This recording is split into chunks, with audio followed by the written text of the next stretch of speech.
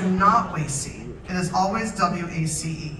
And WACE, WACE, and our predecessor, CASE, the California Association of Chamber Executives, is an association of chamber professionals, and Dave talked about that yesterday, not chambers of commerce. So when your chamber belongs to it, it doesn't necessarily just go to the chamber. If you get a scholarship and you can't come to the conference, it doesn't stay with your chamber, it goes with the person who applied. So in 1980, the CASE board introduced the do I have the right one? I do, oh my God. Introduced the Hathaway Staff Person of the Year to an outstanding chamber staff member. Then in 1988, the CASE board decided to add another award that celebrates the accomplishments of an individual Chamber of Commerce professional. That's the Executive of the Year award, which we use to recognize an individual based on the recent year's achievements. I thought it was really important to tell you the history because Dave's going to retire soon, and someone had to write it down. I'm going to be doing a lot of interviews with Dave, so we have like a whole book on all this stuff. And here we are, the 34-year anniversary of the Executive of the Year award. We have the first ever award recipient with us today, Dave Kilby. And many of you may not know, but although he tells a lot of people, that he ran the Modesto Chamber of Commerce before taking on the role of Vice President of the Cal Chamber and President and CEO of WACE. He deeply believes that people should choose to be a lifelong chamber professional and do so with excellence. So this year's applicants exemplify Dave's belief and are incredible contributors to the chamber world and leaders in their communities. All the candidates are so deserving, and it was a very difficult decision. And as someone who obviously have won this award, I can't imagine to all of you judges what is so, it took me like the whole 2 weeks, 3 weeks to read every single one of those applications. So bravo to all of you for a job well done. Thank you for all of your submissions. So the candidates are judged in 5 areas. So unlike the Pettit, which is for your lifelong contributions and what you do to help our industry, we look at your expertise in finance, communications, legislative action, membership services performed by the chamber. And the award presentation highlights the previous year. So this is highlighting 2022. So now I'm going to tell you about our winner now that I give you our history. This chamber executive is fairly new to our industry. They only have a 5-year history as a chamber executive. And in that short time, they have done a lot. They rebranded their organization to better represent and serve its members and the broader community. They addressed the need for more meeting space in the community by modernizing the chamber building and bringing in technology to hold meetings, events, and provide co-working space. And last year, they stepped it up big time. I get emotional when I tell these things. They flipped the switch from Chamber of Events to a focus on workforce, economics, leadership, and entrepreneurship development.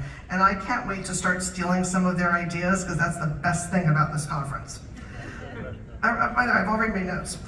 To bring new businesses to their region, they introduced entrepreneurship fairs and business roundtables. To solve the workforce shortage, they brought job fairs and career expos, with their most recent job fair attracting 260 career explorers and job seekers. To keep good jobs in their community, they launched a job training program. To promote entrepreneurship to youth, they created a Shark Tank-like event where students in grades K through 12 pitch an idea to a panel of judges to win seed money for their business idea. Still in that one, by the way. And he rolled all these amazing programs into one cohesive unit to develop leaders, upskill job seekers, enhance business collaboration, and help entrepreneurs of all ages start businesses. And here's the best part, and they won an award yesterday for this. They received $2.1 million from elected officials to fund what is now called Upskill Chino Valley. Bravo, Zeb. Please join me in welcoming to the stage my friend, the gentleman who gave me his cup last night, who is very old, Zeb Welborn, President and CEO of the Chino Valley Chamber of Commerce.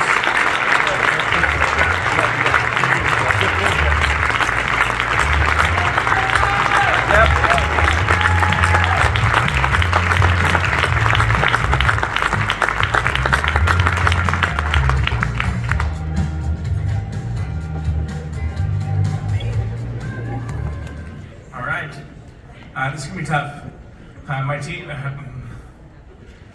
My team makes fun of me because I get emotional often, so this is not new to them. This is something that happens all the time. So make sure you take note of that, team. So I started 4 years ago, and it was with a struggling chamber. It was losing money. Our budget was about $150,000 a year, and we talk about like work-life balance, and it's very easy. So when I got in, it was just like sucked in a chamber work, doing it hardcore 24/7, and I had no clue what I was doing.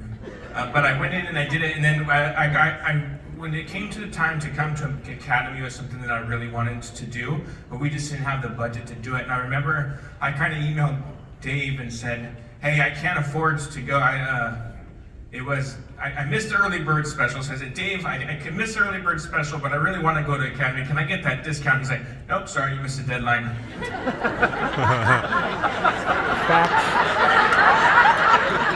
Facts. But I really appreciate that, and we did uncover enough in order to go, so I did pay the full rate. And I can't tell you what a life-changing moment that was to attend Academy, to go to conference, to learn from the people in this room.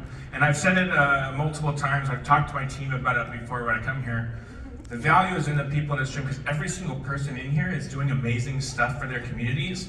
It's just a matter of identifying what those things are, asking them questions so that you know what you can bring back to yours, and then implementing and talking in your community with those things. And so that's basically all I've done. I've talked with folks here, identified what are the things that they're doing that has impacted their communities in a substantial way. I'm taking back to mine, I'm sharing those ideas, and those are the things that people have invested in us in our community in the Chino Valley. And it's not just the people that we represent, but it's also just community members. So I feel so fortunate of the team that we've been able to develop. It's not me that does all this stuff, it's the people that come into the chamber that do it. So I really want to thank our staff. We have a very strong, supportive staff. Awesome.